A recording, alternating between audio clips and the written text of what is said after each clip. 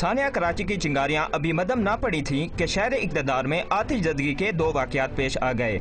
Blue area में शाम के वक्त निजी मोबाइल कंपनी के दफ्तर में जनरेटर के लिए डीजल बालाई मंजिल में पहुंचाया जा रहा था कि तेल रिसने के बायस इसमें आग लग गई, जिसने देखते ही देखते करीबी गाड़ियों को अपनी लपेट में ले लिया। फायर ब्रिगेड ने मौका पर पहुंचकर आग बुझाई।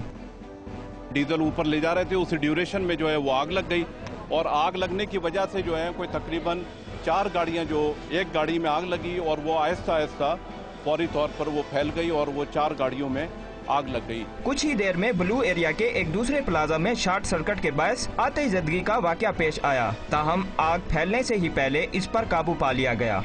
चंद घंटों के दौरान वफाकी दारुल हुकूमत में आतिशज़दगी के 2 वाक़यात ने CDA की तरफ से हंगामी हालात से निमटने के लिए इक़दामात के दावों पर सवालिया निशान छोड़ दिया। कैमरामैन और रिपोर्टिंग टीम के साथ एतजाज हसन, डॉन न्यूज़, इस्लामाबाद।